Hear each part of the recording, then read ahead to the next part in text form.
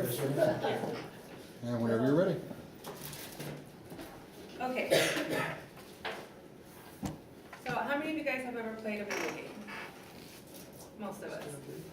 Have all, one way or another, played some sort of handheld, an arcade, somewhere. So this is the first video game, computer video game that was created. It was called Tennis for Two, and it was created by William A. Higginbotham in 1958. He created it within a matter of hours, and it was created just to attract people to an exhibit about the research that they were doing within science. So it was just to attract. As soon as the exhibition was over, the game was discontinued, it was dismantled, nobody heard from it again. According to an article published by Stony Brook University, it was played on an oscilloscope, which is what that is right there. I do need the laser. After that, the Atari. Now, most of us know the Atari as the first video game. It was created by Nolan Bushnell and Ted Dabney in 1972. According to an article published by Robert A. Jung, they needed to produce games every 6 weeks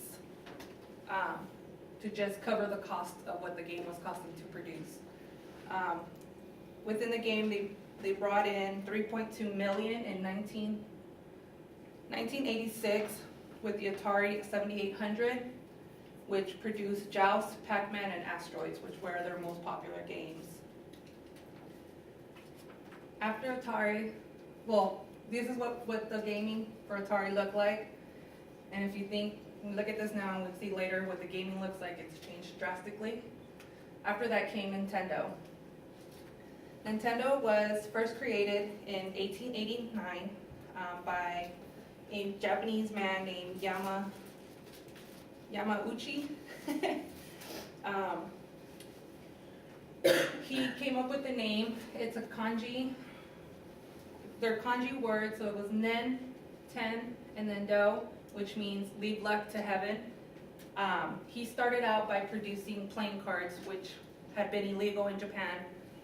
So when they legalized it, he started with that, but he really wanted to get into the video gaming industry that was starting to get really popular in America.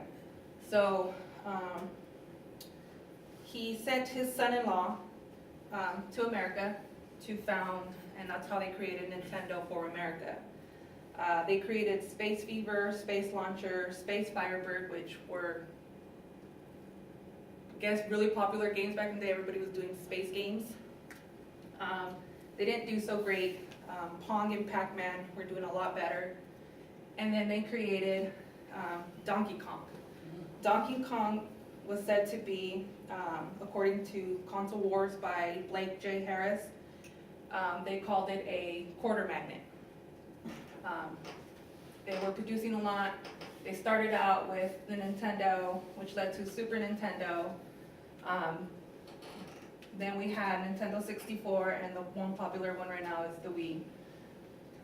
And then we had, and this is what the gaming looked like for them, which started with Nintendo, and then you got to the Wii, and you can see how the drastic change of the graphics are.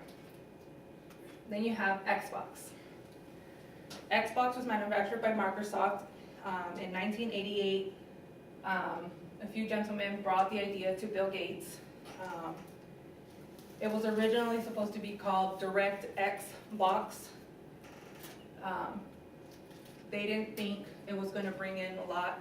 They sold over 1 million, and it had a lot to do with the fact that Halo was exclusively for Xbox, and it was the first player gameplay that they had.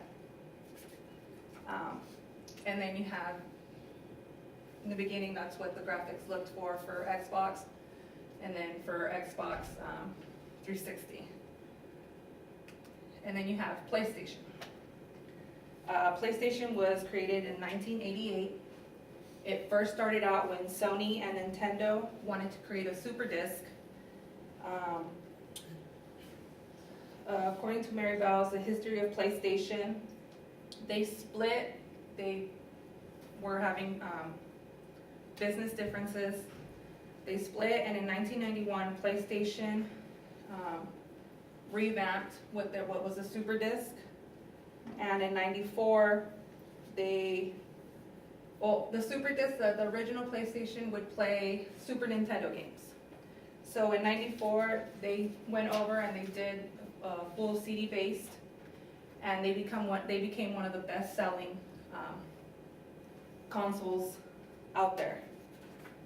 So as you can see, I mean, with PlayStation, when we first started, we started out with graphics a little bit better, and then, I mean, that looks a little weird because it's enlarged, but I mean, you see graphics now with the Xbox One, the PlayStation 4. The graphics are, to me, are incredible. They're lifelike. They're so much easier to get into.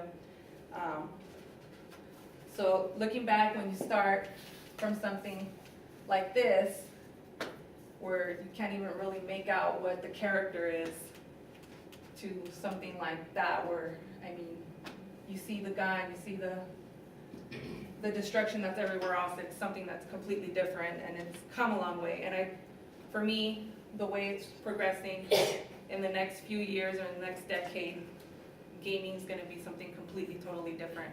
You're going to the Kinect, where it's your body's the controller, and it's just where we've come from to where we're going. It's going to be completely different.